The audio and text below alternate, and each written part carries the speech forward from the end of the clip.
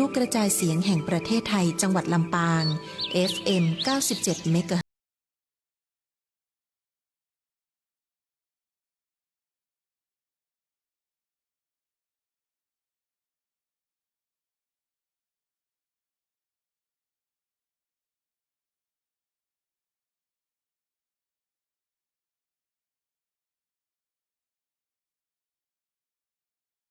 ์ปานาติปาตาเวรมณีอทินนาทานาเวรมณีกาเมมุสาสุราเม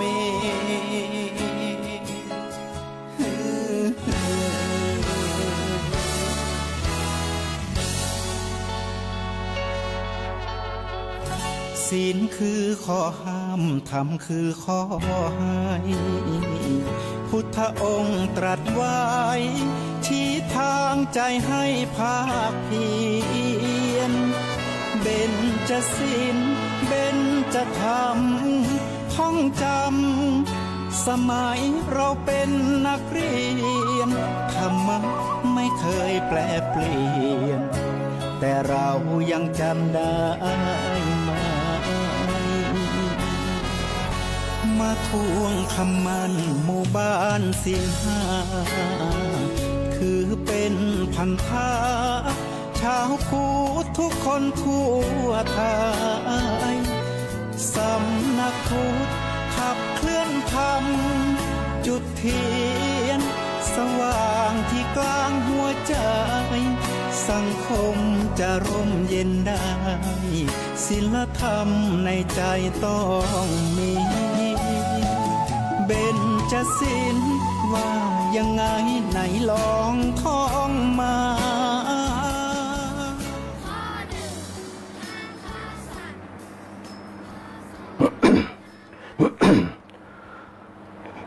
ท่านพุทธเจ้าได้ไขกำจานะคนเฮาเกิดมามีบ่วงอย่าได้ไปหลงนะลงไปในห่วงมันเป็นกลหลวงบอกชัดตัณหาฮักบุตร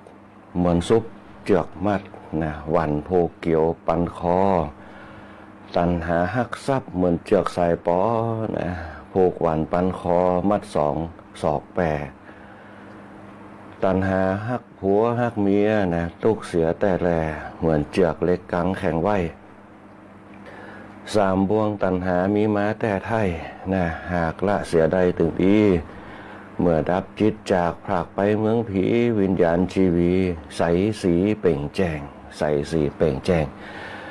ก็ขอเจริญพรขอบคุณกับกำข่าวจากปนานเตจานะตั้งละปูนนะเพื่อเปิดฝากมาในเรื่องของบวงสามบวงนะที่เป็นคำข่าวนะกำปืนเมืองปันเฮา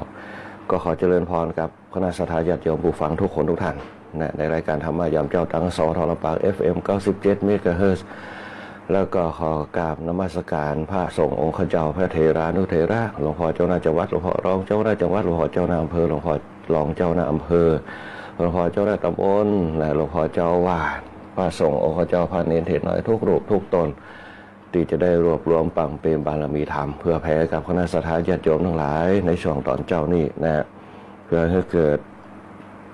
บารมีธรรมรวมกันในลักษณะของการประกอบการบรรยายธรรมในช่วงตอนเจ้าบอกว่าจะเป็นพระสงฆ์องค์ข้าเจ้าที่ได้เสียสละเวลามาบรรยายธรรมกับคณะสัตยาติโยมทั้งหลายได้ฟังกันในช่วงตอนเจ้านะบอกว่าจะเป็นพระครูสิริธรรมบัณฑิตเจ้าอาวาสวัดบันไลเจ้าอาวาสวัดเมืองมูลพระครูสิริธรรมวิพัฒน์นะสิริธรรมวิพัฒน์นะวัดบันไลศิลาทองนะพร้อมกับเลขานะที่มาบรรยายธรรมในช่วงตอนเจ้าตี 5จนถึง 6 โมงเจ้าวันเสาร์วันอาทิตย์ในช่วงวันปกติก็จะเป็นหออัตมภาพจันทร์พุธศุกร์ในช่วงหลังนี่ก็จะหล่นระยะเวลาลงมานะในช่วงภารกิจต่างๆนะบอกว่าจะเป็นงานการงานต่างๆนะตึงวัดตึงโรงเรียนนะตึงงานสังคมทั่วไปนะในช่วงที่ผ่านมาก็หยุดไปเกือบ2 อาทิตย์นะเกือบ2 อาทิตย์บางผู้บางท่านก็ถามหานะตั้งปังหลวงตั้งสองแคว้นเหนือตั้งมอนหินแก้วตั้งก็คานะ ก็ถามมาเพราะว่าช่วงที่ผ่านมาก็เปิ้นฮ้องว่าสถานีย่อยเจอสถานีย่อยเข้ามาก็คือการเจ็บเป็นป่วยไข้ก็บ่นึกบ่ฝันว่าจะเป็นนักขนาดนี้เพราะว่า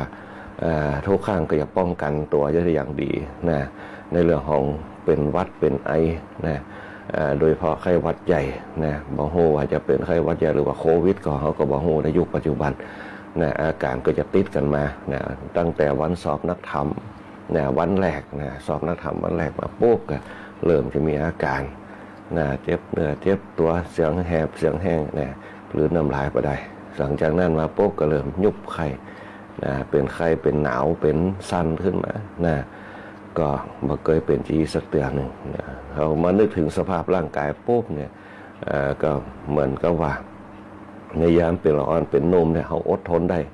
เจ็บไข้ได้ป่วยต่างๆนะ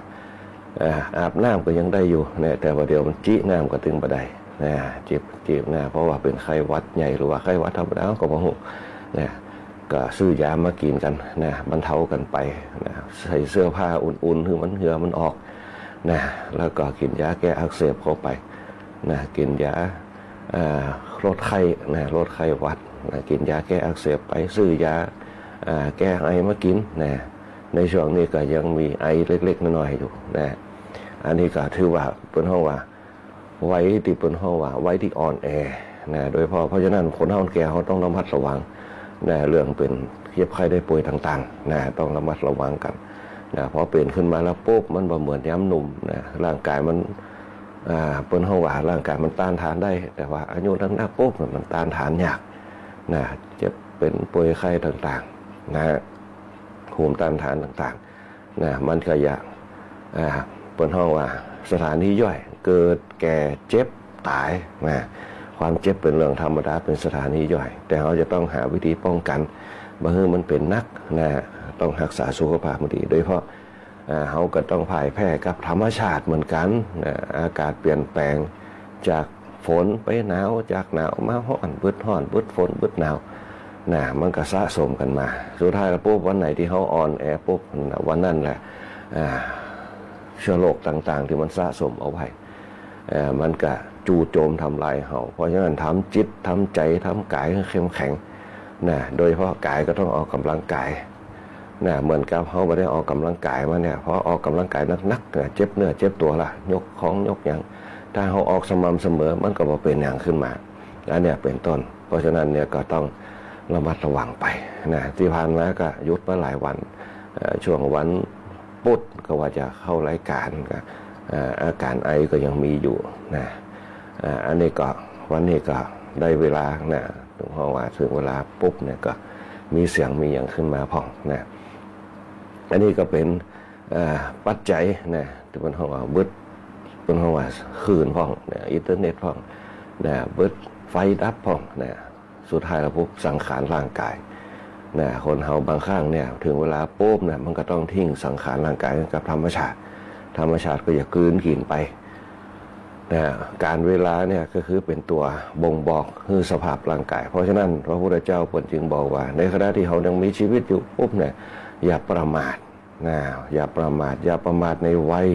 อย่าประมาทในการเวลาอย่าประมาทในชีวิตในวัยในการเวลาในชีวิตนะอย่าไปประมาทว่าเขายังน้อยอยู่นะอย่าไปประมาทว่าเขาแก่ละนะอย่าไปประมาทว่าเดี๋ยวก่อยทำเดี๋ยวก่อยเนี่ยเดี๋ยวก่อยคิดนะในขณะปัจจุบันเขาทำเขาคิดเขาอย่างในขณะปัจจุบันนะดีที่สุดเพราะการเวลาข้างหน้าเขาบ่สามารถจะทำนายทายทักได้ว่าจะเกิดเหตุการณ์อะไรอย่างเนี่ยกับตัวเขาเพราะนั้นสิ่งเหล่านี้ปุ๊บมันเป็นการเจ็บนะการป่วยอุบัติเหตุต่างๆก็เป็นสถานีย่อยเช่นเดียวกันเพราะฉะนั้นเนี่ยสร้างวันนี้ให้ดีที่สุดนะในขณะที่เขาดีที่สุดปุ๊บเนี่ยเขาก็ต้องกำจัดสิ่งต่างๆที่มันเป็นปัญหากับสังขารร่างกายเขาก็คือ1ความทุกข์นะต่างๆทุกข์กายทุกข์ใจทุกข์โรคทุกข์ภัยนะต่างๆกำจัดออกไปได้ว่าจะเป็นไข้ปุ๊บเนี่ยคันเนื้อคันตัวกินยาก่อนเลยกันไว้นะกินยากันไว้นะอันนี้ก็เป็นวิธีการป้องกันเบื้องต้นเป็นนักเพราะเป็นนักปุ๊บหนึ่งจะต้องมานอนนะจะต้องมากินยาจะต้องมากัดดังจะต้องมาเจ็บคอเนี่ยจะต้องไปไหนก็ลำบาก นะอันนี้เป็นต้นเพราะฉะนั้นต้องป้องกันเอาไว้นะอโรคยาปรมาลาภาความไม่มีโรคเป็นลาภอันประเสริฐนะอันนี้เป็นต้นนะอย่างที่อู้กันไปเกินเป็นอนัมพบทการเจ็บเป็นป่วยไข้เป็นกันทุกคนนะเกิดแก่เจ็บตายนะเป็นธรรมดานะเป็นสังขารของโลกเป็นสภาวะธรรมทั้งหลายนะตรงนี้ที่ผ่านมาก็ได้มอบหมายให้ตั้งสถานีวิทยุเปิ้นนะเปิ้นเอาตั้งเปิ้นเฮาว่าตั้งกรมประชาสัมพันธ์มาออกนะแก้ไขปัญหาแทนไปนะที่ธรรมะต่างๆวันนี้ก็จะได้มาอู้มาจากันนำเอาธรรมะที่เฮาได้อู้กันไปนะมาต่อยอดกันให้กับคณะสัตยาญาติโยมทั้งหลายได้ฟังกันนะในช่วงนี้ก็จะเป็นงานบุญงานกุศลนะที่เขาจะได้เปิ้นเฮาว่าสะสมปั๊มเปงบารมีปั๊มเปงแสงสว่างกับจิตกับใจเฮาเพิ่มปั๊มเปงบารมีแสงสว่างบุญให้กับตัวเฮานะบ่ว่าจะเป็นตั้งแต่ออกพรรษาขึ้นมาเนี่ยออกพรรษาขึ้นมาปุ๊บเนี่ยก็จะมีการสอบธรรมสนามหลวงเนี่ยที่ผ่านไปก็ได้รับความอนุเคราะห์ได้รับความเปิ้นเฮาว่าความสามัคคีรวมกันในคณะสงฆ์อำเภอเมืองจังหวัดลำปางเฮาได้มาพบปะกันได้มาการประชุมชุมนุมกันในการสอบธรรมสนามหลวงเสร็จลุล่วงไปด้วยดีหลังจากนั้นก็คือกินข้าวสลากหลังจากกินข้าวสลากก็ตาส้มปล่อยมาปุ๊บเนี่ยอาตมาภาพก็ไปได้ไปกิจกรรมที่ไหนกันกินข้าวสลากปุ๊บเนี่ยวัดตาส้มปล่อยมาปุ๊บในช่วงนั้นก็จะมีกินข้าวสลากกันนักในช่วงใกล้ออกพรรษาในช่วงออกพรรษาแล้วมีการกินข้าวสลากกันหีดหอยต่างบ้านเฮาได้ทำกันพื้นไปในช่วงนี้ก็จะใกล้ลอยกระทงก่อนลอยกระทงก็ยังมีกฐินในวัดวาอารามต่างๆก็ยังมีงานทอดกฐินกันเนี่ยคือคณะสัตยาญาติโยมได้เสาะแสวงหาบุญเสาะแสวงหาบุญตรงนี้ก็คือเปิ้นเฮาว่าสิ่งที่มันเป็นสิริมงคลเสริมเติมแต่งพลังภายในจะเติมเต็มภายในเหมือนกับเฮากินน้ำแล้วอิ่มก็บ่ใจเป็นลักษณะคือความอิ่มเอิบความเบิกบานการเติมเต็มชีวิตให้มันผ่องใสโดยที่เฮาสามารถที่จะรู้ได้สัจจิตตปริโยปัสสัจจิตตปริโยธาปนังทำจิตใจของตนให้ผ่องใสในทางบุญต่างๆอย่างคือมันแสวงบุญไปบุญตรงนั้นเนี่ยเหมือนกับพยับแดดเหมือนกับรัศมีเหมือนกับออร่าที่อยู่ในตัวเฮาคนที่มีบุญจะไปไหนก็ยิ้มได้เมื่อภัยมาไม่โศกาเมื่อทุกข์มีแต่คนที่มีบุญจะมีความสุขอยู่ตลอดเวลาแม้จะทำจะพูดจะคิดก็มีความสุขแม้จะเจอความทุกข์เข้ามารบกวนจิตใจก็สามารถมีสติยับยั้งได้ในความเปลี่ยนไปแห่งโลกทั้งหลายว่าความทุกข์เกิดมาจากอะไรอย่างเกิดมาจากเวทนาความทุกข์เกิดมาจากเวทนาเกิดมาจากความคิดของเขาที่เขาคิดขึ้นมานั่นเองเมื่อเขาคิดเป็นทุกข์เวทนาก็ย่อมเกิดความเร่าร้อนทั้งหลายความเร่าร้อนกับความคิดผสมผสานกันก็ยังให้ความทุกข์มันเกิดทุกข์หนักทุกข์น้อยขึ้นอยู่เจตคติของเขาที่เขาไปคิดเพราะฉะนั้นความทุกข์เนี่ยมันเป็นธรรมดาเป็นสังขารเป็นปัจจัยแห่งโลกถ้าเขากำจัดความทุกข์ออกไปได้ปุ๊บเขาก็จะเกิดความสุขความเบาสบายความโล่งปลอดโปร่งโล่งสบายตรงนี้เป็นต้นวิธีการกำจัดความทุกข์คือทำจิตใจของตนให้ผ่องใสให้ได้แล้วก็ให้เป็นมาตรฐานให้มันเป็นนิสัยถ้าความผ่องใสมันเกิดปุ๊บความสดใสก็จะตามมาความสดใสก็จะตามมาคือความปลอดโปร่งโล่งสบายอย่างก็มีความสุขทำอย่างก็มีความสุขคิดอย่างก็มีความสุขอู้อย่างก็มีความสุขนั่นแหละคือทางแห่งบุญบุญเนี่ยอย่างเขาเนี่ยตัดห่วงนอกสำรอกห่วงในตัดห่วงนอกก็คือปัจจัยต่างๆที่อยู่ภายนอกเขาบอกว่าจะเป็นเปื้อนบอกว่าจะเป็นปี้บอกว่าจะเป็นน้องบอกว่าจะเป็นพ่อเป็นแม่เปิ้นเฮาว่าตัดห่วงนอกได้จะคือเป็นไปตามธรรมชาติพ่อก็คือพ่อแม่ก็คือแม่ลูกก็คือลูกเป็นไปตามปัจจัยบ่ยึดมั่นบ่ถือมั่น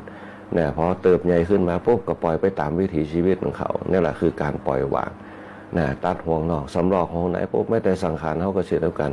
ถึงเวลาปุ๊บเขาก็ต้องละสังขารเอาไว้บนโลกนี่เป็นดินไปเป็นขี้เต่าไปแต่สิ่งที่เขาจะไปเกิดทุกคนต้องเกิดทุกมนุษย์ทุกจิตต้องเกิดเพราะตราบใดก็ตามที่อยู่ในวัฏจักรวงเวียน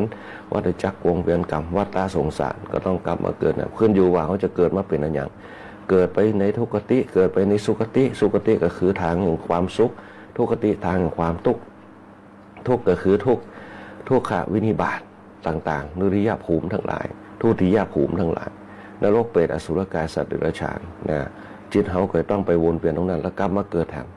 คนเฮาที่โชคดีมาปุ๊บเนี่ยได้สร้างแห่งสุคติเอาไว้ ก็จะใกล้เปิดเป็นมนุษย์เป็นเทวดาทางแห่งมนุษย์เทวดาคือสุคติภูมิคือสวรรค์ทางแห่งสัตว์นรกทั้งหลายเปรตอสุรกายคือทุกขติภูมิไปแล้วคือลำบากไปเสวยวัฏจักรตรงนั้นแล้วถึงจะกลับมาเกิดเป็นมนุษย์เป็นเทวดาขึ้นมาก็ต้องไปเสวยตรงนั้นในช่วงระยะเวลาหนึ่งกี่กับกี่กันนี่เฮาฮู้ละขึ้นอยู่กับทางแห่งการสร้างเราเพราะฉะนั้นเนี่ยการดำเนินชีวิตเฮาเนี่ยเปิ้นบอกว่าอย่าประมาทพระพุทธเจ้าว่าจะมันสร้างความดีเอาไว้เมื่อเฮาฮู้ถึงว่าความทุกข์มันเป็นปัจจัยภายหน้าตาเห็นรูปจมูกดมกลิ่นปากลิ้มรสมือได้สัมผัสเมื่อเฮาสัมผัสเฮายินดีกับมันเฮาก็บ่มีปัญหาแต่เฮาหลงกับมันปุ๊บเนี่ยมันก็ยังเฮาตกขึ้นมาได้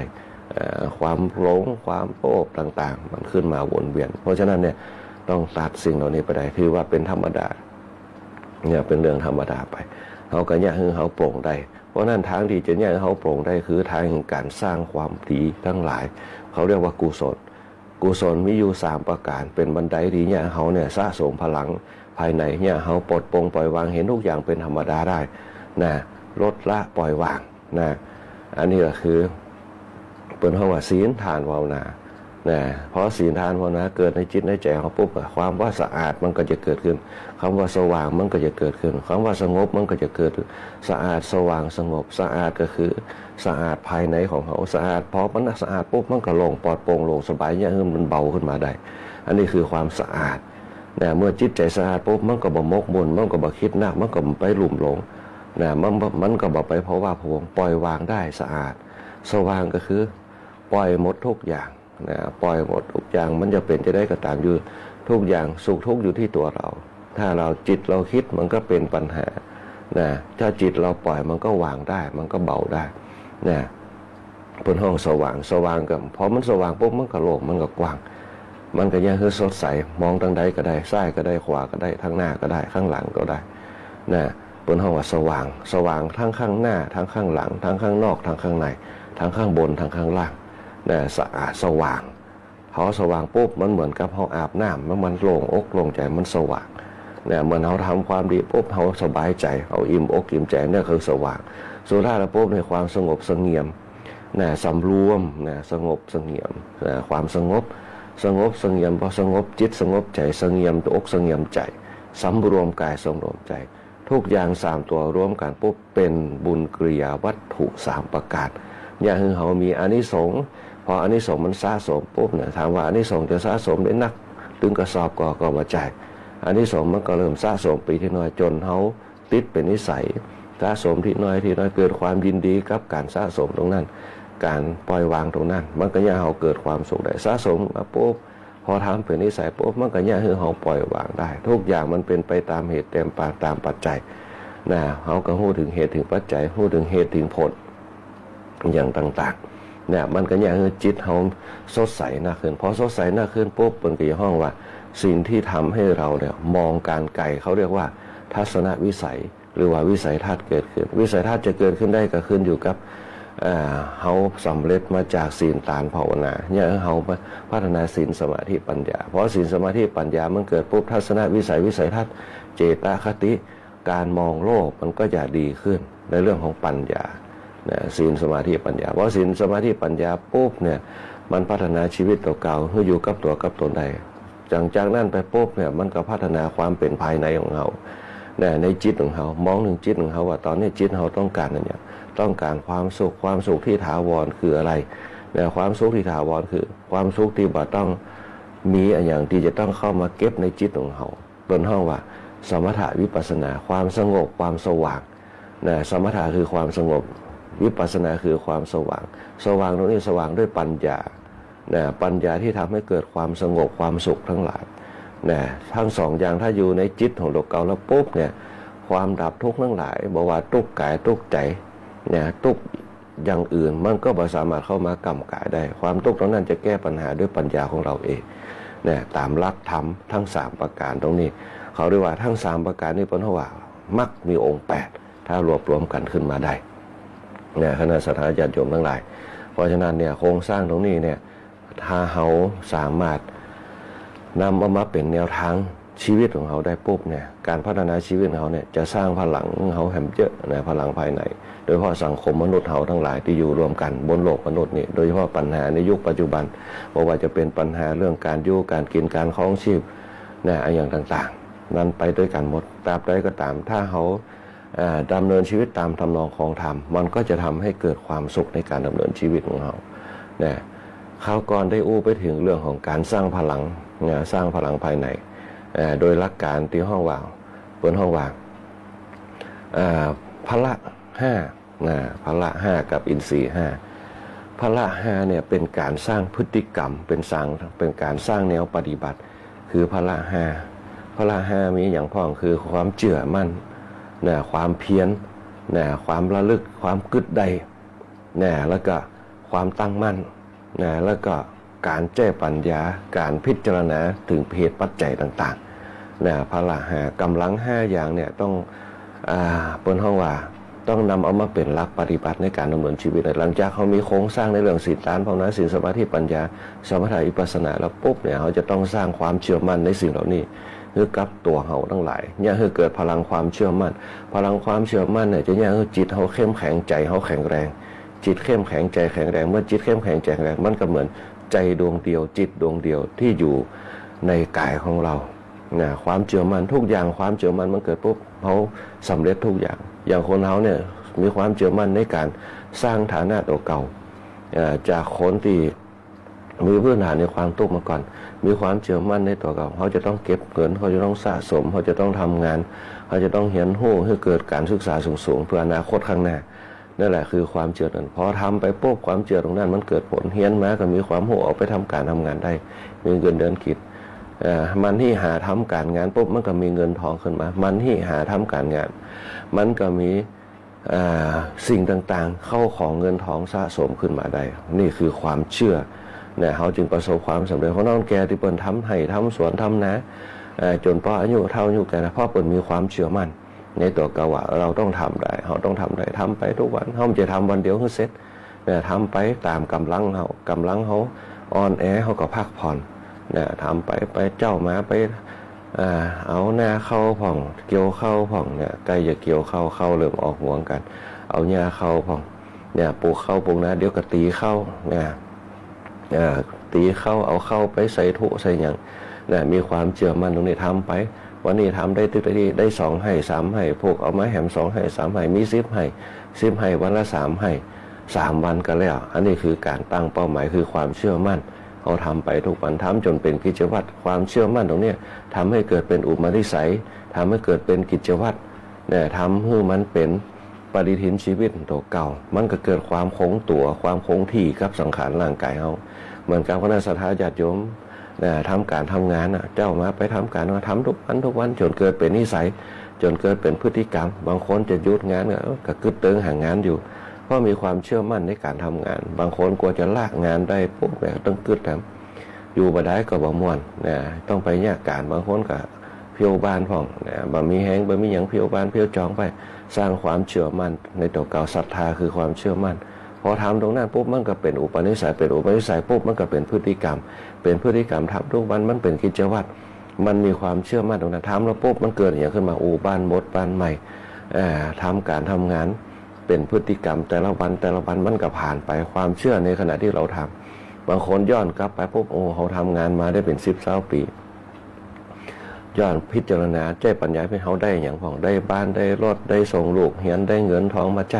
ก็เพราะความเชื่อมั่นที่เราทำมาความเชื่อมั่นตรงนั้นแหละมันจะเนี่ยเขาประสบความสำเร็จประสบความสำเร็จในเป้าหมายต่างๆอันนี้เป็นห้องว่าความเชื่อมั่นภายนอกที่เขามีอยู่แต่ความเชื่อมั่นที่มันฝังอยู่เป็นอุปนิสัยเป็นห้องความเชื่อมั่นภายในในอินทรีย์ของเขาทำจะเป็นนิสัยเหมือนเขาจะทำอย่างสักอย่างพวกเกิดความเชื่อมั่นในตัวเก่าเขาตั้งใจทำมันจะมีพลังเขาพอทำไปมันเริ่มเบื่อเริ่มหน่ายขึ้นมาเขาก็ใส่อินทรีย์5คือความเชื่อในพลังจิตของเขาก็ทำไปตามนั้นบ่ทำกับผู้จะแย่อย่างกินเอาก็มีความผิดตรงนี้ศรัทธาพละกำลังความเชื่อมั่นกำลังความคิดอันที่2คือกำลังการกระทำสุดท้ายปุ๊บพลังภายในเนี่ยความเชื่อมั่นจนเป็นอุปนิสัยที่เกิดขึ้น เนี่ยเป็นพฤติกรรมเขาบางคนก็ทำงานตรงนี้นะเปิดร้านก็เปิดร้านมาตลอดจนเฒ่าจนแก่จนให้ลูกให้หลานสืบไปนั่นแหละคือความเชื่อมั่นนะจนในสุดเป้าหมายชีวิตของตัวเก่าขึ้นอย่างบางคนลูกหลานไปเรียนหนังสือมาบ่ได้ทำการทำงานตามเป้าหมายที่เรียนมาก็มีจนต้องมาทำงานสืบแทนเฮาไปอันนั่นแหละคือความเชื่อมั่นเปิ้นว่าทำงานแบบสืบต่อกันเนี่ยคือศรัทธาความเชื่อมั่นเนี่ยพละห้ากับอินทรีย์ห้ามันจะเป็นตัวนึงกันแล้วก็เนี่ยคือเกิดอิทธิบาทสีคุณเครื่องความสำเร็จเนี่ยคือสมมาประธานสีเกิดขึ้นมาตัวเนี่ยเกิดความเปิ้นว่าธุรกิจในครอบครัวเนี่ยเกิดขึ้นมาถ้าเป็นสังคมทั้งโลกเนี่ยศรัทธาคือความเชื่อมั่นถามว่าตรงเนี้ยมันจะเกิดพลังภายในอย่างขึ้นมาพอปุ๊บเกิดขึ้นมาสูงจนเป็นอุปนิสัยจนเกิดเป็นสันดานได้ปุ๊บเนี่ยมันจะเกิดโพธิปัจขิยธรรม37ประการเป้าหมายในการดำเนินชีวิตเขามีพื้นฐานอย่างดีคณะสัตยาญาติโยมทั้งหลายการดำเนินชีวิตคนไทยพุทธเขาเนี่ยมีพื้นฐานที่ดีมากโดยเฉพาะศีลทานภาวนาศีลสมาธิปัญญาสมถะวิปัสสนาเนี่ยทำจนเป็นอุปนิสัยเนี่ยคนเฒ่าแก่เขาเนี่ยเป็นถึงทำให้เป็น10กว่าให้ได้ด้วยตัวเก่าด้วยครอบครัวเนี่ยในสมัยแต่ก่อนเปิ้นจึงมีลูกมีหลานนักเพื่ออย่างเพื่อเอามาช่วยการช่วยงานทำให้ทำนะทำส่วนกันแบ่งเบาภาระกันแล้วก็พอมีลูกมีหลานนักพวกก็ช่วยกันแบ่งเบาภาระเรื่องตีดินพ่องแบ่งปันกันดูแลเนี่ยคือวงศาคณะญาติวงตระกูลแตกแขนงขึ้นมากว้างขวางมากมายวงเป็นว่าสืบทอดวงตระกูลมันจะเกิดขึ้นกับโพธิปัจขิยธรรม37นี่แหละเดี๋ยวเขาก็มาอู้กันเป็นธรรมะเป็นว่าบรรปลายเป็นธรรมะสุดยอดแห่งการกระทำตั้งแต่เริ่มต้นมาได้อินทรีย์5แล้วก็พละ5เนี่ยสำเร็จด้วยโพธิปัจขิยผลสำเร็จของการปฏิบัติพลัง5เนี่ยก็คือโพธิปัจขิยธรรม37เดี๋ยวเขาจะมาอู้กันในเรื่องศรัทธาอันที่2คือความเพียรเนี่ยความเพียรที่เขาอู้กันไปคือพละคือความเพียรแน่นอนว่าคำว่าพละ5เนี่ยกำลัง5อย่างความเพียรเนี่ยถือว่าเป็น2รองไขคนเขาประสบความสำเร็จในการดำเนินชีวิตได้มีฐานะมีเงินมีทองแปลงบ้านแปลงจองซื้อรถซื้อตีซื้ออย่างมีเงินกับตัวเก่าได้เพราะความเพียรวิริยะทุกขะมัจเจติคนจะล่วงทุกข์ได้เพราะความเพียรบ่มีคนเพียรบ่มีคนขยันมันเพียรคนไหนที่จะเป็นคนทุกข์ยกเว้นว่าละความเพียรไปนะพอเพียรมาอย่างที่ปุ๊บเนี่ยเกิดเปลี่ยนใจนะโอ้บ่ไหวอ่ะมันบ่าโรยสักเตียมันบ่าไปตั้งนานสักเตียมีความเพียรอยู่ในตัวละเปลี่ยนสายงานพอเปลี่ยนสายงานมันก็เริ่มต้นใหม่พอเปลี่ยนสายงานก็เริ่มต้นใหม่เพราะฉะนั้นความเพียรตรงนี้เนี่ยจึงมีหลักธรรมเสริมขึ้นมาก็คือนะวิริยินทรีย์เนี่ยใส่ใจความเพียรเข้าไปลึกๆพยายามขึ้นไปแห่งขั้นหนึ่งก็คืออินทรีย์คือความเพียรคนเขาถ้ามีอินทรีย์คือความเพียรมันเหมือนกับเขาขึ้นเก้าไม้อะไปถึงตัดกลางปุ๊บโอ้จะขึ้นไปก็อิดจะลงไปก็เสียดายนะอันนี้เป็นต้นเขาใส่วิริยินทรีย์เข้าไปพลังความเพียรเพิ่มเข้าไปครับเนี่ยบางคนอาจจะมีทุนมาตั้งแต่กำเนิดเนี่ยโชคดีมีทุนมาตั้งแต่กำเนิดมีทุนทรัพย์เอาไว้มีทุนสนับสนุนเอาไว้ตั้งแต่กำเนิดกระโจกดีหน่อยไปหลอดแต่บางคนแบบมีทุนเลยต้องหิหาคนเดียวก่อร่างสร้างแปลงด้วยมือตัวเก่าเนี่ยเพราะฉะนั้นความวิริยะเนี่ยความเพียรตรงเนี่ยเพียรภายในโดยเพียรภายนอกก็คือเพียรพละภายนอกการกระทำต่างๆบางคนขยันมันเพียรแต่บางครั้งในจิตใจเริ่มอ่อนล้านะเริ่มอ่อนล้าคนเฮามันจะมีท้อแท้อยู่ในช่วงหนึ่งเมื่อปัญหาบางครั้งจักหน้าไปถึงหลังนะอันนี้เป็นต้นเพราะฉะนั้นเนี่ยพระพุทธเจ้าพูดอย่างว่าความเพียรตรงนี้อย่าไปละเด็ดขาดพยายามทำไปจนเป็นนิสัยทำไปนะมันเหมือนกับคนเขาจบสายงานจบช่าง นะจบช่างแล้วมาทำงานบัญชีมันคนละเรื่องทำได้แต่ว่ามันไปบัดสุดยอดเนี่ยถ้าจบช่างมาปุ๊บเนี่ยมันก็ไปตามงานช่างมันจะได้คล่องเฮียนอย่างมากก็ต้องไปตามนั้นมันจึงจะได้คล่องมันต้องได้คิดอย่างนั้นเหมือนกับความเพียรเนี่ยถ้าเขาปั๊มเพียรไปจนถึงเป้าหมายที่เขามีอยู่เนี่ยศรัทธามันมีความเชื่อมั่นอยู่แล้วความเพียรภายนอกมีแล้วความเพียรภายในความเพียรภายนอกคือการกระทำความเพียรภายในคือพลังแห่งความคิดเนี่ยพลังแห่งการคิดเนี่ยพอมันไปกู้กันปุ๊บมันผลักดันขึ้นมาความสำเร็จความละเอียดอ่อนมันก็จะเกิดขึ้นเนี่ยเป้าหมายเป็นห้องสัมมาประธาน4คล้ายๆครับอิทธิบาท4เหมือนกันนะสัมมาประธาน4ก็จะเกิดขึ้นมาเนี่ยสัมมาประธาน4เนี่ยคุณเครื่องความสำเร็จมันก็จะทรงอยู่ไปหาขั้นตอนหนึ่งนะขั้นตอนหนึ่งพอถึงขั้นตอน ปุ๊บเนี่ยความเพียรมันมีเมื่อคนเฮามันมีความเชื่อมั่นมันมีความเพียรทั้งภายนอกแล้วก็ภายในความสำเร็จมันจึงเกิดขึ้นมาเนี่ยสังเกตพอยังไงคณะสัทธาญาติโยมหลายถ้าเขาอยากจะได้รถเนี่ยถ้าเขาไปทุจริตในการทำงานอย่างต่างๆมันก็ขี้ข้านขึ้นมาแต่ถ้าเขาขยันมันเพียรในการทำงานทำงานปุ๊บเนี่ยมันก็เนี่ยเขาขยันมันเพียรก็มีเงินมีทองเก็บขึ้นมาเนี่ยเปิ้นเฮาว่าสร้างความเพียรขึ้นมามันก็สำเร็จขึ้นมาเพราะสำเร็จขึ้นมาปุ๊บเนี่ยมันมีฐานะตำแหน่งขึ้นมาปุ๊บเขาก็จะคิดว่าอ๋อเพราะเขาขยันมันเพียรเขามีความเชื่อมั่นในตัวเก่าสร้างพลังความเชื่อมั่นจนประสบความสำเร็จขึ้นมาเพราะอย่างเพราะสติของเขาเนี่ยที่เขาพยายามประคับประคองเนี่ยคือทำมาจนประสบความสำเร็จขึ้นมาเนี่ยเปิ้นว่าสติคือความระลึกได้สติคือความระลึกได้เนี่ยมันจึงเป็นฐานสำคัญที่สุดในการพัฒนาชีวิตของคนเฮาทั้งหลายเนี่ยคือเกิดความสำเร็จอย่างบางคนเป็นข้าราชการทหารตำรวจขึ้นมาตีบรรลุเป้าหมายจนสำเร็จราชการขึ้นมาได้เพราะอย่างเนี่ยเพราะหนึ่งมีความเชื่อมั่นในการเรียนเพื่อที่จะไปเป้าหมายเป็นข้าราชการมีความขยันหมั่นเพียรในการทำงานจนเกษียณอายุราชการมีสติคือความระลึกว่าโอ้ที่เขาทำงานมานี่ได้ปุ๊บเนี่ยก็เพราะหนึ่งเขาเรียนหนังสือมาเนี่ยเขาตั้งหน้าตั้งตาทำงานมาจนประสบความสำเร็จมีหน้ามีตามียศมีชื่อเสียงต่างๆมีฐานะตำแหน่งแปลงบ้านแปลงจองมีฐานะขึ้นมาได้จากพื้นฐานเขาก็ไม่ใช่คนร่ำคนรวยเนี่ยเพราะมีความศรัทธาในการเรียนในการสร้างฐานะในการขยันหมั่นเพียรเนี่ยเขาระลึกได้เนี่ยเป็นของสติคือความระลึกได้เพราะฉะนั้นเนี่ยสติจึงเป็นฐานที่มั่นในการดำเนินชีวิตสติเนี่ยจะพัฒนาช่วงวัยของคนเขาในช่องว่างระหว่างวัยเนี่ยเปิ้นห้องว่าในช่วงวัยเนี่ยคนเขาจะเป็นมีช่วงวัยอยู่2ช่วงด้วยกันช่วงวัยการดำเนินชีวิตมีอยู่3ช่วงเนี่ยช่วงวัยการดำเนินชีวิตช่วงวัยบริหารชีวิตมีอยู่2ช่วงเนี่ยช่วงวัยการดำเนินชีวิตมีอยู่3ช่วง1วัยละอ่อน2วัยกลางคน3วัยชราเนี่ยเปิ้นห้องว่าการดำเนินชีวิตเนี่ยการบริหารชีวิตมีอยู่2ช่วง1วัยหนุ่มกับวัยชราวัยหนุ่มเขาจะต้องบริหารให้ดีๆในขณะที่เขาทำงานอยู่เขาต้องขยันเอาไว้พอแก่ตัวลงมามันทำอย่างจะลำบากยกอย่างก็บ่ไหวคิดอย่างก็จะไปไหนก็ลำบากเริ่มเชื่องช้าขึ้นมาตามวัยขึ้นตามวัยนะเพราะฉะนั้นเนี่ยเขาต้องบริหารให้ดีๆนะบริหารภายนอกเนี่ยก็คือบริหารยามหนุ่มบริหารภายในคือหลังจากอายุ60คนเขาบนบอกว่ามีอายุ120ปี120ปีก็คือ1กับนะ120ปีก็คือ1กับ1รอบเนี่ยที่เขาเคยฮู้กันมา120ปีถ้าบริหารให้ดีปุ๊บมันจะกึ่งกลาง60พอดี60เกษียณอายุราชการเห็น60ปีเนี่ยเขาจะอยู่ไปถึงตรงนั้นได้ก็มันขึ้นอยู่กับเขาบริหารภายในบริหารภายนอกคือออกกำลังกายการกินการอยู่การพัฒนาร่างกายบางเรื่องมันเก็บเป็นป่วยไข้บางเรื่องบั่นทอนแต่มันเป็นไปได้ยากเนี่ยคนเฮาเนี่ยมันจะมีสถานีย่อยคือตัวบั่นทอนโรคภัยไข้เจ็บต่างๆมันจะเป็นตัวบั่นทอนขึ้นอยู่กับการกินเนี่ยการบริโภคอุปโภคต่างๆเนี่ยการดำเนินชีวิตเฮาเนี่ยถ้าเฮาบริโภคตามธรรมชาติมันก็มีความยั่งยืนขึ้นมาได้เพราะนั้นเขาจะเห็นคนเฒ่าแก่ในยุคสมัยแต่ก่อนเนี่ย120ปีนี่หายาก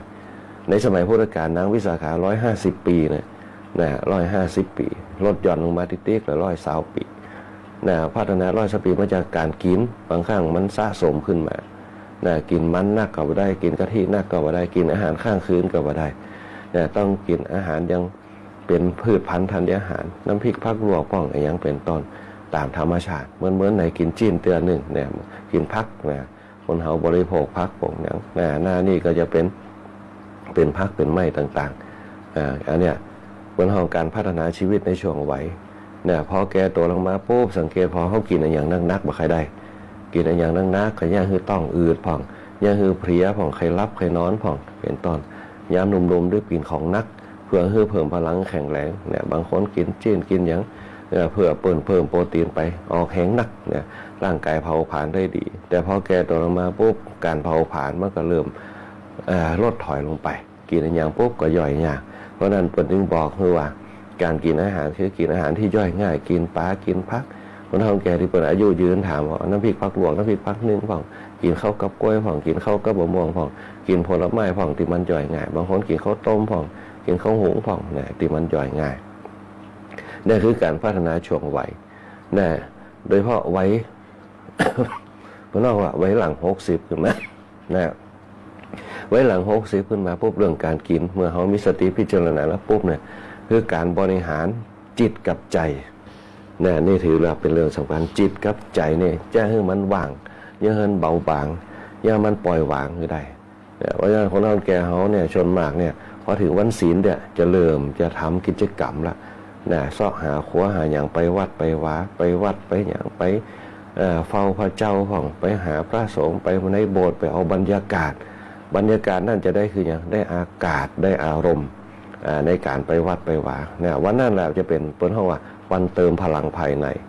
เนี่ยวันสะสมพลังภายในเขาจะไปแล้วมีความสุขบางคนก็แต่งตัวน้องแกแต่งตัวไว้อย่างดีใส่เสื้อขาวใส่สีดำใส่ชุดขาวไปเอาผ้าแพรปาดป่าไปเนี่ยเอาขันศีลขันธรรมไปเนี่ยเอากับข้าวกับปลาไปใส่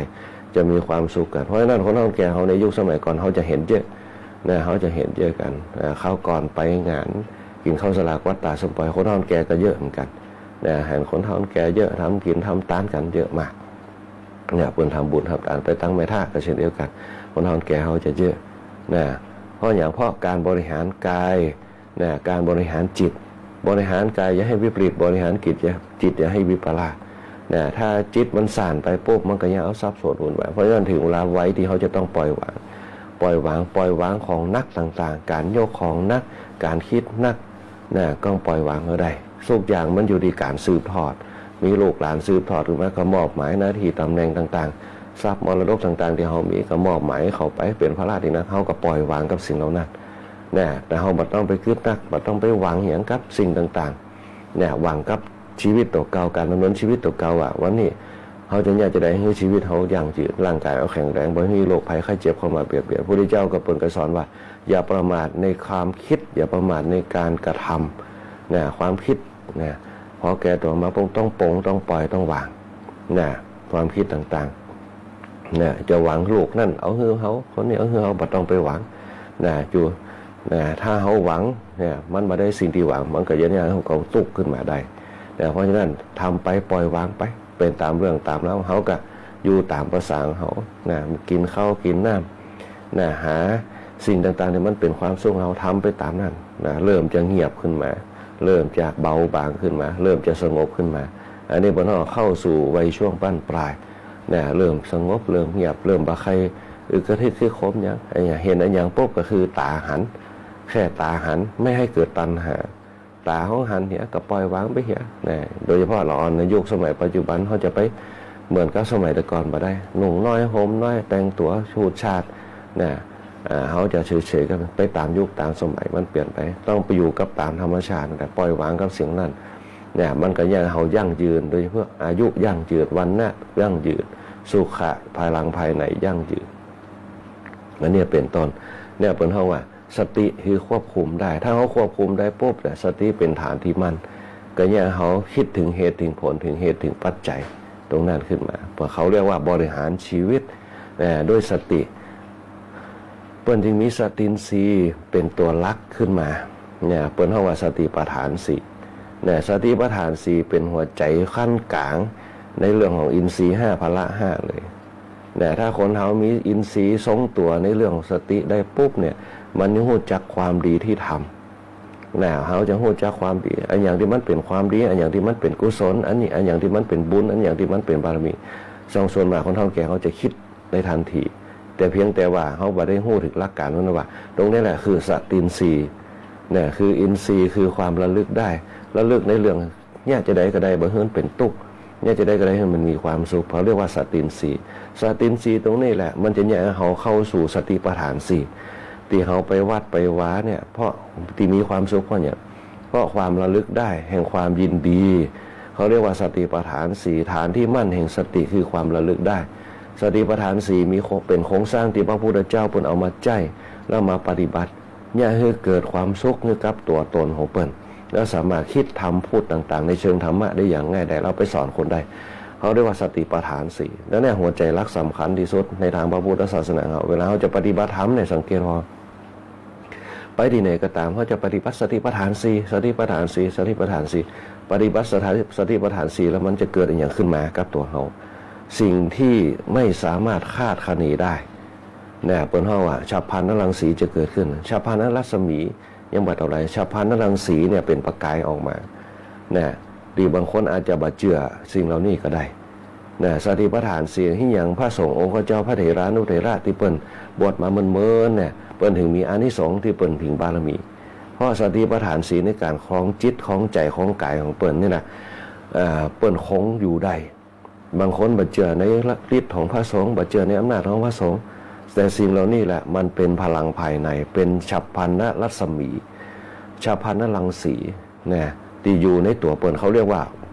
บารมีสังฆบารมีเนี่ยถ้าเขาปฏิบัติสติปัฏฐาน4ได้คนธรรมดาก็ปฏิบัติได้ที่เปิ้นไปปฏิบัติธรรมกันน่ะนึกถึงสติปัฏฐาน4เนี่ยอย่างเช่นกายเนี่ยเขาฮู้จักตัวจักตนว่ากายเขาเนี่ยคืออย่างเนี่ยคือสังขารเนี่ยคือสังขารกายเวทนากายเนี่ยเขาคงอยู่ได้ทนสภาพที่ความร้อนความหนาวอย่างอยู่ได้เนี่ยเป็นห้องกายเนี่ยเขาฮู้ว่ากายเนี่ยตัวตนที่มันเป็นอยู่เขาจะต้องดูแลตัวตนเขาให้ดีกายต้องฮู้จักกายเนี่ยเขาจะเนี่ยอย่างเขาจะทำอย่างต้องมีเป้าหมายเนี่ยทำพูดคิดต่างๆเขาเป็นไผเนี่ยอันนี้ขึ้นมาลึกขึ้นมาเขาเป็นไผเขาเป็นมนุษย์ผู้ประเสริฐต้องการสร้างความสุขกับตัวเก่าเนี่ยอันนี้กายรู้จักกาย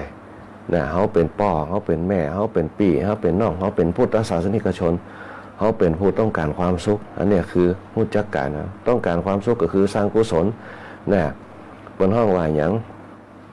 กุศลสูปสัมปทาสร้างกุศลเอาไว้ตามหลักธรรมของธรรมชาติตามหลักธรรมชาติเนี่ยสร้างกุศลคือความดีสร้างความดีปุ๊บเนี่ยพอความดีตรงนั้นคือสร้างที่มันเป็นประโยชน์ตรงนั้นคืออย่างประโยชน์ก็คือความถูกใจของเขาที่เขาได้ทำไปมันจึงเกิดกุศลขึ้นมาเกิดความดีขึ้นมาพอทำแล้วเขามีความสุขเหมือนกับเขาอยากกินข้าวแล้วเขากินข้าวไปปุ๊บถามว่าเขาอิ่มแล้วเขาสบายเขาสบายเขามีความสุขได้กินของล้ำๆได้อิ่มต้องเนี่ยอันนี้ลักษณะเดียวกันพลังภายในมันเหมือนกับการกินก็จริงมันเป็นของยามเป็นของละเอียดเมื่อเขาได้ทำปุ๊บเขาอิ่มใจเนี่ยเหมือนกับเขาทำอย่างสักอย่างในวันนี้เขาตั้งเป้าหมายแล้วประสบความสำเร็จนี่แหละเป็นห้องว่าสร้างความดีแต่ละวันเอาไว้วันนี้เขาจะสร้างความดีขึ้นอย่างเขาจะใส่บาตรกับพระเจ้าเขาจะดูแลแมวของเขาที่อยู่ที่บ้านดูแลหมาของเขาคือมันมีความสุขคือมันดีกับเขากะเอามาบางคนเขาหอมแก้มหมาผ่องเกิดความยินดีเนี่ยความสุขตรงนั้นก็เกิดขึ้นมาแล้วเขาจะดูแลต้นไม้ก็เขาเห็นต้นไม้ที่มันมีฝุ่นติดใบที่อย่างเขาผ้ามาเจ็ดมันอย่างกวาดบ้านถูบ้านที่มันรกเขาเกิดความสุขขึ้นมานั่นแหละเกิดความเป็นกุศลนั่นคือประโยชน์ก็คือกุศลคือความดีที่ทำแล้วพบเกิดความสุขนั้นเกิดขึ้นอย่างเกิดปีติคือความอิ่มใจตรงนั้นคือความอิ่มอกอิ่มใจเกิดบารมีขึ้นมาบารมีตรงนั้นแหละคือฉับพลันนรัศมีนะบารมีปีติตรงนั้นคือฉับพลันนรังสีเกิดขึ้นมาเนี่ยเขาเนี่ยขึ้นมาพวกความอิ่มใจเปิดทางวิทยาศาสตร์เพิ่นว่าสร้างเอโดฟินสร้างความสุขขึ้นมาความสุขตรงนั้นแหละมันจะก่อเกิดขึ้นมาเขาสร้างทีน้อยความเศร้าโศกเศร้าสร้างเขาหวยความทุกข์กายทุกข์ใจมันก็จะบ่มีเพราะเขากำจัดออกไปได้ด้วยความสุขตรงนี้นี่แหละคือสติปัฏฐาน4ข้อแรกที่พระพุทธเจ้าเพิ่นสรรเสริญเอาไว้เอามาปฏิบัติเป็นกรรมฐานรู้จักตัวตนนะกายคือกายในกายถ้าเรารู้จักได้เนี่ยคือกายานุปัสสนาเป็นวิปัสสนาเป็นสติปัฏฐานข้อแรกกายเวทนารู้จักความห้อนต่างๆรู้จักปัญหาต่างๆรู้จักสิ่งที่มันเป็นความทุกข์ว่าทุกข์ใหญ่จะเกิดขึ้นมาเพราะเวทนาตรงนี้เป็นตัวตั้งตาเราเห็นถ้าเฮาป้อใจมันก็เวทนาสุขเวทนาตาเฮาเห็นถ้าเฮาป้อใจก็ทุกขเวทนาน่ะเวทนาความร้อนเพราะเวทนามันเกิดความร้อนน่ะมันก็เนี่ยความทุกข์เกิดคือตัณหาคือความอยากโทสะคือปทุสลายนะโมหะคือความหลงมันจะเข้ามาหลุมเท่านี้เวทนาตรงนั้นแหละกำจัดออกไปให้ได้เหมือนกับเขานั่งสมาธิอยู่เวทนามันเกิดตรงไหนนั่งเหมือนบ่ฮู้ว่าผลมันจะเกิดขึ้นจะได้ในการนั่งสมาธิพอคนนั่งสมาธิไปเหมือนเกิดความนิ่งความสงบความสุขเนี่ยปัญญามันผ่องใสเนี่ยคนมีสมาธิคนมีสติระลึกได้อยู่กับตัวกับตนได้กายมันรู้จักตัวตนได้เวทนาเนี่ยที่มันเกิดขึ้นมาปุ๊บเวลาคนปฏิบัติธรรมกรรมฐานสังเกตพอคณะสัตยาติโยมทั้งหลายคนเขาจะกำหนดเวทนาน่ะปวดหนอเป็นเหน็บหนอหิวหนอเห็นหนอรู้หนอเนี่ย ผลผ่านปฏิบัติกรรมฐานจะต้องรู้ตรงนี้นั่นแหละคือการวิธีสร้างกำจัดเวทนาถ้าเขาจะโอ้ง่ายๆคือเนี่ยคือมันปล่อยไปเนี่ยคือมันลืมไปเพราะมันลืมไปปุ๊บมันก็เวทนาก็จะบ่าไปคือเขาเอาจิตไปจับที่เวทนามันก็ยังเป็นเน็บเป็นชาทิกๆมันก็เกิดความรำคาญความฟุ้งซ่านมันเกิดขึ้นมาความหงุดหงิดมันก็เกิดขึ้นมาแต่ถ้าเขาปล่อยไปตามนั้นเฉยเหมือนกับเขาทำตรงนี้ได้กำจัดเวทนาได้ปุ๊บเนี่ยคนอื่นจะว่าจะได้เขาก็ตามดินท้าว่าไล่เขาได้เขาเฉยๆกับสิ่งนั้นมันก็จะทอดกลับไปเหมือนกับกระจกส่องไปเขาบ่ได้ยินดียินให้กับสิ่งที่มันเป็นความทุกข์ทั้งหลายเหมือนกับพระพุทธเจ้าเนี่ยโดนนางมาขันธิยาว่าฮือเนี่ยมานางมาขันธิยาว่าฮือที่ดีมันทำไล่ครับโดนว่าโดนพระเทวทัตว่าฮือครับว่าพระพุทธเจ้าเป็นคนหลงโลกอย่างสปาสเปียพระพุทธเจ้าก็เฉยๆกับสิ่งนั้นบ่เอาปัญหาบ่เอาสิ่งเวทนาตรงนั้นเข้ามาใส่จิตของเราเก่าเฉยๆก็มีแต่ยิ้มอย่างเดียวโอ้น่าสงสารนะเนี่ยความคิดมีจะอีเนี่ยนั่นคือความเร่าร้อนเกิดขึ้นแล้วตัวเวทนาเกิดขึ้นมาปุ๊บอะไรความทุกข์ก็เกิดขึ้นพอความทุกข์เกิดขึ้นโมหะคือความหลงพระเทวทัตก็เลยหลงตัวเก่าเนี่ยในฐานะที่ว่ามาเขาด่าไปได้ว่าไปได้ปุ๊บมันกับติดเป็นนิสัยเหมือนกับนางจินจมานวิกาเนี่ยตีถูกแผ่นดินสูบเนี่ยเป็นต้นอันเนี้ยเป็นห้องว่าสิ่งเหล่านี้ปุ๊บเนี่ยพระพุทธเจ้าเปิ่นบ่เอามาใส่จิตใส่ใจเปิ่นห้องว่าเวทนาถ้ากำจัดได้ปุ๊บเวทนากายถ้ากำจัดออกไปได้มันจะทำให้เวทนาจิตของเขาเนี่ยมันสามารถที่จะเข้ามากำกาได้ทุกอย่างเป็นไปตามธรรมดามันเป็นเช่นนี้เองตถาตามันเป็นเช่นนี้เองเนี่ยอันนี้คือสติปัฏฐาน4โครงสร้างแห่งการสร้างสตินทรีย์สติภละเนี่ยให้เขามีภูมิต้านทานที่ดีสามารถมุ่งไปสู่ความสำเร็จนะเขาจะทำการทำงานอย่างก็ตามถ้าสติเขาดีปุ๊บมันจะกำจัดสิ่งต่างๆบางคนบอกว่าเนี่ยอันนี้ดีทำนั่นดีนะทำธุรกิจนั่นดีนะแต่เขาบาหลงไปเขาไปตามแนวทางที่เขาตั้งไว้ตั้งแต่แรกคือสัตทินรีความเชื่อมั่นในตัวเราว่าเราจะประกอบธุรกิจตรงนี้ให้ประสบความสำเร็จให้ได้ความภาคเพียรเป็นตัวขับเคลื่อนของเขามีสติในการควบคุมบาหลงไปตั้งใดสติตรงนี้สำคัญมากจะเนี่ยคือเจริญหรือว่าพินาศไปก็อยู่กับสติของเขาถ้าเขาอยากเจริญคือต้องใช้สติในการพิจารณาถึงสติปัฏฐาน4กายเวทนาจิตธรรมทั้ง3ข้อเนี่ยจะเนี่ยชีวิตเขาเจริญรุ่งเรืองธุรกิจเจริญรุ่งเรืองขึ้นมาได้สติปัฏฐาน4จะต้องประกอบไปด้วยกายเวทนาจะพูดจักตัวตนว่าเขาทำมาอย่างอยู่ตรงเนี้ยเขาทำมาถึงขนาดนี้แล้วพวกเขาจะท้อถอยได้ใจสติปัฏฐาน4นี่คือกายเวทนาปัญหามันมีทุกข์จอมยากเหมือนกับบางคนทำธุรกิจมาเจอโควิดปัญหาเวทนาเนี่ยเข้ามากำกายเหมือนกับธุรกิจในยุคปัจจุบันเนี่ยถึงจะแจกเงินไม่เท่าใดก็เป็นปัญหาเท่าเดิมเวทนามันเกิดละเพราะอย่างเพราะข้าวยากหมากแพงถึงจะมีเงินจ่ายมาแต่ข้าวกินมันกับแป้งอยู่มันบ่ลดลงกินกับแป้งพักกับแป้งเข้ากับแป้งมันบ่ได้ลดลงตามนั้นเวทนามันเกิดพอเวทนามันเกิดปุ๊บเนี่ยเขาก็ต้องทำจิตละตั้งมั่นกับสิ่งนั้นต้องใช้วิธีประหยัดกายเวทนามันเกิดเนี่ยจิตตื้อต้องตั้งมั่นมันตามเหตุตามปัจจัยตรงนั้นตื้อตั้งมั่นคือใดพอจิตมันตั้งมั่นเขาจะเนี่ยจะได้ให้จิตมันตั้งมั่นแล้วมันผ่องใสเกิดปัญญาจิตตั้งทันตั้งสู่ขาวหังจิตที่ฝึกดีแล้วนำความสุขมาให้เมื่อจิตเขาตั้งมั่นปุ๊บเมื่อมันเขาอยากมางแพ้ปุ๊บเขาก็ลดเพดานลงมาเขาก็หากินที่มันถูกขึ้นมาปลูกพืชปลูกพักหาพักทำกิจวัตรบางคนเนี่ยบนห้องว่ามันบ่มีสติปัฏฐาน4มันก็เลยเป็นปัญหาของตัวลองกะว่านี่จะกินอะไรอย่างนี้บ่ฮู้จะกินอะไรอย่างสติปัฏฐานมันบ่อยู่กับตัวละโดยเฉพาะจิตมันบ่อยู่กับตัวพอจิตมันบ่อยู่กับตัวปุ๊บมันก็เนี่ยเขาสับสนในการดำเนินชีวิตพอมันดำเนินชีวิตขึ้นมาจิตมันสับสนปุ๊บกินอะไรอย่างก็ได้ที่มันเนี่ยคือชีวิตเขาไปตามนั้นบัดติดในเรื่องของการกินวันนี้อาจจะแกงหลายอย่างอาจจะแกงบางคนอาจจะกาดแกงน้องวิโสมของแกงผักลาบของพืชพักธัญญาหารต่างๆโดยเฉพาะเราอ่อนยุคใหม่ทำเป็นละสังเกตพอไงคณะสัตยาติโยมเราอ่อนยุคใหม่แกงผักลาก็ไปจ้างแกงผักเซี่ยวก็ไปจ้างแกงน้องไม้ก็ไปจ้างซื้ออย่างเดียวพอซื้ออย่างเดียวปุ๊บเขาบ่สามารถจะรู้ได้ว่าสิ่งเหล่านั้นเนี่ยมันจะถูกใจเขาถูกปากเขาก่อนบ่ฮู้เพิ่นจะใส่อย่างลงไปพองผงชูรสหน้ากะเขาก็บ่ฮู้เพราะฉะนั้นเนี่ยเขาจะต้องตั้งมั่นต้องมีจิตที่ตั้งมั่นพอจิตที่ตั้งมั่นปุ๊บเนี่ยมันเกิดเนี่ยเขาคิดเป็น ทำเป็นพูดเป็นเมื่อจิตมันตั้งมั่นนะมันจะโค้งสิ่งต่างๆเนี่ยที่เขาตั้งเป้าหมายเอาไว้นะตั้งแต่เริ่มต้นมาเพื่อเกิดองค์รวมเนี่ยเกิดเป็นพลังขับเคลื่อนเขามุ่งไปสู่เป้าหมายนะโดนห้องว่าจิตนะตั้งจิตให้ดีๆจิตถือว่าเป็นห้องเครื่องสำคัญที่สุดนะเป็นห้องว่าสติปัฏฐานสี่สุดท้ายแล้วปุ๊บเนี่ยปัญญามันก็จะเกิดละธรรมชาติทุกอย่างเปลี่ยนไปตามเหตุตามปัจจัยต้องรู้ตามเหตุตามอย่างเมื่อมันเป็นเช่นนี้เองปุ๊บเนี่ยเขาหาวิธีแก้ไขละ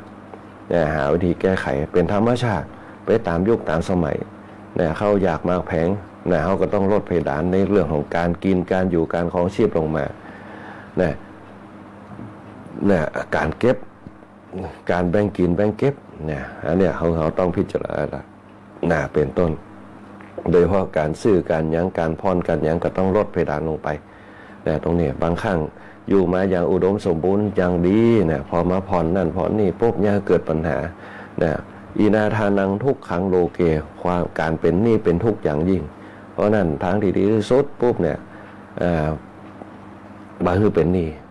นะบาคือเป็นหนี้อย่างดีที่สุดอยู่กับตัวมีต่อได้กินต่ออันจะเคยกินของฟูฝ่าลุงเหลืองขึ้นมาลดเพดานลงมาเนี่ยอันนี้เป็นเพราะว่าธรรมชาติมันเป็นไปตามนั้นมันสามารถจะกำหนดได้แล้วมันสามารถจะรุ่งเรืองขึ้นตลอดกาลได้มันก็ว่าใจว่าจะล่มเหลวลงไปได้เนี่ยมันก็ต้องเป็นไปตามธรรมชาติกฎเกณฑ์ของธรรมชาติมีขึ้นก็มีลงมีค่ำก็มีแจ้งนั่นแหละคือกฎของสติปัฏฐานสี่ถ้าเราพิจารณาได้ปุ๊บเนี่ยพลังเนี่ยการขับเคลื่อนการดำเนินชีวิตของเขาเนี่ยจะแก้ไขปัญหาทุกสิ่งทุกอย่างได้โดยสติปัฏฐานสี่แล้วปัญญามันเกิดขึ้นมาเขาเรียกว่าอภิญญาหกฌานแปดก็จะเกิดขึ้นถ้าปฏิบัติธรรมนะอภิญญาหกฌานแปดก็จะเกิดเป็นอิทธิฤทธิ์เป็นอำนาจของเขาในการดำเนินชีวิตของต่อไปนะอันนี้คือเป็นห้องว่าผลที่จะเกิดขึ้นกับการฝึกพลังภายในคือสติพละกับสตินทรีย์อินทรีย์คือสติคนเขาถ้ามีอินทรีย์คือสติปุ๊บจะบรรลุโลกจะบรรลุกายตัวเก่าอันนี้เป็นต้นต่อมาคือสมาธิอินทรีย์สมาธิพละความตั้งมั่นความตั้งมั่นเนี่ยมันจะเนี่ยคือเป้าหมายเขาประสบความสำเร็จคณะสัตยาญาติโยมทั้งหลายความตั้งมั่นความตั้งใจเนี่ยเขาประสบความสำเร็จอาตมาอยากจะนึกภาพแบบคนเฒ่าแก่เขาในยุคสมัยก่อนเวลาเพิ่นเนี่ยให้เนี่ยส่วนที่อย่างเปิ้นปลูกเข้าเป็นน้าเป็น10ๆรายได้เกี่ยวเข้าน้าเป็น10รายได้โดยบ่มีรถไถเกี่ยวอย่างเดียวเกี่ยวกันต่อมือซ้ายมือกันเนี่ยเพราะเปิ้นมีเป้าหมายเปิ้นมีกระแสจิตที่ดีเปิ้นมีความภาคเพียรที่ดีเปิ้นมีการดำเนินชีวิตที่ดีเนี่ยอย่างที่บอกไว้ตอนต้นว่าการดำเนินชีวิตของคนเราบ่จำเป็นจะต้องมุมานะเอาวันเดียวให้สำเร็จกรุงโรมไม่สำเร็จด้วยการสร้างในวันเดียวเนี่ยอย่างที่เปิ้นบอกเอาไว้การสร้างชีวิตของเขาเนี่ยบ่ใช่สร้างชีวิตด้วยวันเดียวต้องสร้างไปจนมีเป้าหมายของเขาที่เขาตั้งเป้าหมายเอาไว้ว่ากำหนดระยะเวลาที่เขามีกำลังที่จะได้เนี่ยเขาต้องมีชีวิตที่กำหนดได้ว่าปีเนี้ยเขาจะเก็บเงินปีหน้าเขาจะเตรียมตัวแต่งบ้านปีเนี้ยเขาจะเก็บเงินเนี่ยปีหน้าเขาจะซื้อรถต้องกะเป้าหมายไว้บ่ต้องไปผ่อนบ่ต้องไปอย่างแต่เก็บเงินก่อนเป็นพื้นฐานก่อนมันจะได้แบ่งเบาภาระออกไปบางครั้งปัจจัยเงินทองเนี่ยคือครอบครัวแตกแยกก็มีเยอะแยะเนี่ยคนเขาเนี่ยฮักเหชีวิตไปในทางที่บดีก็มีเยอะแยะนะเพราะฉะนั้นการตั้งเป้าหมายต่างๆต้องมีเป้าหมายบนห้องว่าฌานคือการดำวิถีชีวิตการดำเนินชีวิตเขาต้องมีฌานให้ดีเนี่ยอดเอาต้องอดให้ได้ยิ่งเขาอยากจะได้ลดกันใหม่ๆพวกเขาอดเอาเนี่ยอดเอาเนี่ยจากมีเงินเดือนหมื่นก็เก็บสักเดือน5,000ว่าปันไปเนี่ยถ้ามันอดได้ปุ๊บเมื่อมันเข้าอันนี้วางแผนชีวิตได้ดีปุ๊บอาจจะเก็บเป็น6,000 7,000ขึ้นมาก็ได้เมียเป็นคนใจกะกับเข้ากับป๋าหัวเก็บเงินไว้เงินเดือนไว้ถึงรับเนี่ยเดือนละ5,000อย่าตกไปก็เป็น10เดือนก็50,000เนี่ยเปลี่ยนไป3 ปี30 เดือนเนี่ย30 เดือนก็แสนไปเนี่ยก็ว่ากันไปตรงนั้นเนี่ยสุดท้ายแล้วปุ๊บเนี่ยก็ได้เป้าหมายตรงนั้นโดยดีบ่ต้องได้เป็นหนี้สักอย่างนั่นแหละคือการตั้งกระแสชีวิตเพราะว่าเขาทำได้ปุ๊บมันจะมีวิธีการปฏิบัติชีวิตตามกระแสการดำเนินชีวิตเขาเป็นห้องว่าฌาน8หรือว่าฌาน3จะเกิดขึ้นกับตัวเขากำหนดล่วงหน้าได้ กำหนดวิถีชีวิตตัวเองได้กำหนดการเริ่มต้นได้ตามกระแสที่เราตั้งเป้าหมายไว้เขาเรียกว่าฌานฌานทั้ง4นี่แหละจะเกิดกับตัวเขาได้อย่างง่ายได้คณะสัตยาโยมได้เนี่ยบนหัวสมาธิสีเนี่ยเป็นตัวตั้งมั่นเนี่ยตั้งใจเนี่ยตามเป้าหมายที่เขาได้ทำเอาไปสุดท้ายแล้วปุ๊บปัญญาเนี่ยความสว่างก็จะเกิดขึ้นปัญญาความสว่างนั้นก็จะเกิดขึ้นความเข้าใจในการที่เขาได้ทำมาปัญญาที่มันเกิดขึ้นว่าโอ้เขาได้ทำมาปุ๊บมันประสบความสำเร็จดีมันเกิดจากปัญญาที่เราเริ่มต้นมาตั้งแต่ความศรัทธาตั้งแต่ความเพียรตั้งแต่ความระลึกได้กึดได้ตั้งแต่ความตั้งมั่นปัญญามันยิ่งเกิดว่าโอ้ที่เขาทำมาได้เพราะว่าเขาตั้งเป้าหมายชีวิตของเขาไว้ดูมันถึงประสบความสำเร็จเพราะนั่นเนี่ยคณะสัตยาโยมเนี่ยวันเวลาทุกวันเนี่ยมันเร็วปั๊บแป๊บปั๊บแป๊บเนี่ยเพราะฉะนั้นเนี่ยเวลาและกระแสน้ำไม่เคยคอยใครเนี่ยรถเมล์เรือไฟบ่เคยไปตามการเวลาของเปิ้นเพราะฉะนั้นชีวิตเขาเนี่ยอย่าหยุดอยู่กับปีเพราะฉะนั้นเนี่ยการดำเนินชีวิตเขาเนี่ยต้องใจปัญญาในการดำเนินชีวิตปัญญาจะเนี่ยเขาเข้าใจกับสิ่งต่างๆตามเหตุตามปัจจัยเนี่ยเมื่อเขามีปัญญาปุ๊บเนี่ยสิ่งที่เขาวิเคราะห์สังเคราะห์มันก็จะเกิดขึ้นมาตามนั้นเพราะจะมันถึงเป็นจะเพราะเขาขยันขันแข็งความสำเร็จมันยังเกิดขึ้นกับชีวิตของเขาเนี่ยหลักแห่งอริยสัจสี่จะเกิดขึ้นกับตัวเขาได้อย่างชัดเจนเนี่ยหลักแห่งความจริงอันประเสริฐทุกสมุทัยที่โลดมากที่เขาขยันเนี่ยเขาถึงมีเงินได้วันนี้ที่เขาตุกเนี่ยเพราะเขาขยันเขาถึงร่ำรวยขึ้นมาได้เพราะเขาขยันเขาถึงมีเงินมีทองได้เนี่ยปัญญามันจึงเกิดมาตรงนั้นแหละมันจึงเป็นตัวแลกเปลี่ยนเนี่ยเขาบันดาลความตุกทั้งหลายออกไปเขาก็มีเงินซื้อนั่นซื้อนี่ขึ้นมาเนี่ยเพราะเขาขยันเขาถึงสร้างบุญได้เพราะเขาขยันเขาถึงกำจัดความทุกข์ลงไปได้เพราะเขาขยันปัญญามันเกิดกับตัวเราเนี่ยเขาแบบมีปัญหาเนี่ยเขามีปัญญาในการดำเนินชีวิตอย่างรุ่งเรืองได้คณะสัตยาโยมทั้งหลายเนี่ยอันนี้ก็คือผลของการปฏิบัติพละ5กำลังภายนอกอินทรีย์5กำลังภายในเกิดอานิสงส์ตามมาก็คือหลักการตรงนี้โพธิปัจขิยธรรม3 สมปัฏฐาน4สติปัฏฐาน4ฌาน4ความจริงอันประเสริฐการวิเคราะห์เหตุปัจจัยต่างๆอย่าเอาหูเท่าทันชีวิตของเขาได้คณะสัตยาโยมหลายวันนี้เวลาหมดหมดเวลาเวลาหมดเวลาเหลือเวลาแหม4 นาทีคณะสัตยาโยมทั้งหลายก็ขอเจริญพรกับคณะสัตยาโยมทุกคนทุกท่านโดยที่เข้ามาสู่รายการธรรมะยามเจ้ามาสร้างบารมีธรรมร่วมกันในวันนี้หลายผู้หลายท่านมาได้พบปะกันมาเมินเกือบ2 อาทิตย์วันนี้ได้มาจัดรายการก็ยังมีคณะสัตยาโยมที่มาให้กำลังใจกันอีกเยอะแยะมากมายบอกว่าจะเป็นคุณโยมแสงเดือนคุณโยมสรวุฒิคุณโยมสง่าคุณโยมอัมภัยคุณโยมลาวันคุณโยมดาราเสือนเจียมศิริคุณโยมรสสุคนคุณโยมนพดลคุณโยมโมชนกคุณโยมมิชิโกะคุณโยมปานอมคุณโยมพองคำคุณโยมนิรนาถโดยคุณโยมลาคุณโยมปานอมคุณโยมแดงหวานคุณโยมบวรคุณโยมสุภาวดีคุณโยมโชคดีมีความสุขคุณโยมเอราวัณโดยคุณโยมอุไรวันคุณโยมพิไรรัตน์คุณโยมธนัชชาคุณโยมแม่ที่วาวันโดยคุณโยมอนุรักษ์คุณโยมจันทาคุณโยมกัญญาดังบ้านโนแวนกอขาคุณโยมนพรัตน์คุณโยมอารีคุณโยมเพนคุณโยมฟองคำคุณโยมสมพรบ้านลูกแม่ท่ากินข้าวสลากวันนี้เมื่อเปิ่นพอประชาสัมพันธ์โดยคณะสัตยาโยมบ้านแก้วเรือนเคียงก็ไปรวมกินรวมทานกันได้ที่วัดบ้านลูกอำเภอแม่ท่าจังหวัดลำปางเปิ่นกินสลากกันวันนี้เจริญพรคุณโยมทีบาบิลอนโดยคุณโยมตุปิกตาบุญโยพิขุโดยคุณโยมกิติพัฒน์โดยแล้วก็คุณโยมจันคุณโยมอุศรีคุณโยมคนไกลบ้านคุณโยมใบคุณโยมลักษีนาต่างออสเตรเลียเปิ่นคุณโยมศรีพันธ์คุณโยมปานอมคุณโยมแม่ประภัยโดยคุณโยมจันคำคุณโยมแม่ปานอมอยู่ฝั่งรายการธรรมะยามเจ้าคุณโยมอัจฉราพรดีเจก้อยของเราคุณโยมอารีคุณโยมจันคำคุณโยมลักษีนาคุณโยมเพลินคุณโยมเพลินไหลแก้วมาได้เจอเปิ่นเหมือนคุณโยมเพลินได้ยินเปิ่นสถานีวิทยุแต่ก่อนถ้าภาค3คุณโยมพวินคุณโยมสุชาติคุณโยมอุศรีคุณโยมคนไก่บ้านคุณโยมดงรักคุณโยมมีนาคุณโยมทีบาบิลอนคุณโยมยงยศคุณโยมป๋องคุณโยมบุญเที่ยงคุณโยมโลภรัตน์คุณโยมพรนิมนต์คุณโยมกัญญาคุณโยมยงยศโดยโยมอนุรักษ์คุณโยมพิวาวันคุณโยมพิไรรัตน์คุณโยมธนาชาคุณโยมโชคดีมีความสุขคุณโยมเอราวัณคุณโยมกัญญาคุณโยมสุภาวดีคุณโยมอุษาคุณโยมแดงหวานคุณโยมเข็มจีลาคุณโยมฟองคำคุณโยมปานามคุณโยมบญชนกคุณโยมนพดลคุณโยมรสสุคนโดยคุณโยมสรวุฒิคุณโยมสง่าคุณโยมแสงเดือน ตุปีติขามโนพิครูตุปีอภินันโทพิครูขุนพรพิมลตัวพระครูพิทักษ์บริยานพระครูวิจารณ์วรการคุณแม่สลวยบ้านแคทเธอรียตัวคุณอยู่คุณแม่ป้าคุณแม่สุรีนะต่างบ้านตรงหัวจ้างตำบลบ้านไรศิลาทองพระครูพรธรรมชัยตัวนะที่ฟังรายการธรรมะยำยาตาเลยป้าติ๋มตัวต่างบ้านกำแพงเมืองคณะสัตยาญาติโยมวัดประตูต้นพึ่งคณะสัตยาญาติโยมต่างวัดสันนองบงห้างชัดนะพระครูโสพลนะคณะตู้เจ้าธรรมดาตั้งเสริมงามเฮาตัวนะแล้วก็คณะสัตยาญาติโยมคุณแม่ปินเพชรตัวต่างบ้านบ่อนหินแก้วนะก็ขานะต่างบ้านศาสตร์บ้านต่อตัวที่ฟังรายการธรรมะยามเจ้าอยู่นะก็ขอความสุขความเจริญจงมีแต่คณะสัตยาญาติโยมทั้งหลายขอคือคณะสัตยาญาติโยมทุกคนทุกท่านจงมีแต่ความสุขความเจริญมีอายุวันนะสุขะพละปฏิภาณนาสารสมบัติหิมากล้าคืนกล้าแม่นคายมันมีความสุขในชีวิตทั้งครอบครัวทุกคนทุกท่านอาตมาภาพพระครูบุญปริยัติยากรพร้อมกับช่างควบคุมภาพควบคุมเสียงช่างแหลมเพชรนันตาแสงขอเจริญพรลาคณะสัตยาญาติโยมเอาไว้แต่เพียงเท่านี้โอกาสหน้าก็มาพบปะกันใหม่วันนี้ก็ขอเจริญพร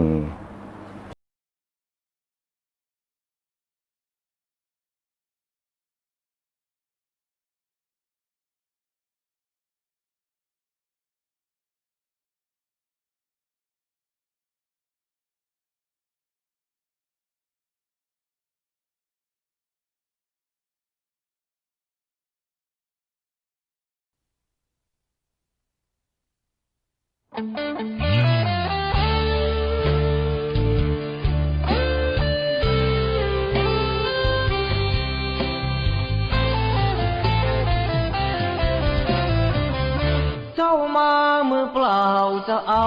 อะไรเมื่อตอนเจ้าไปเจ้าก็ไปมือเปล่าเช่นกันชื่อเสียงหยดลาบหากเอาไปไม่ได้สักอัน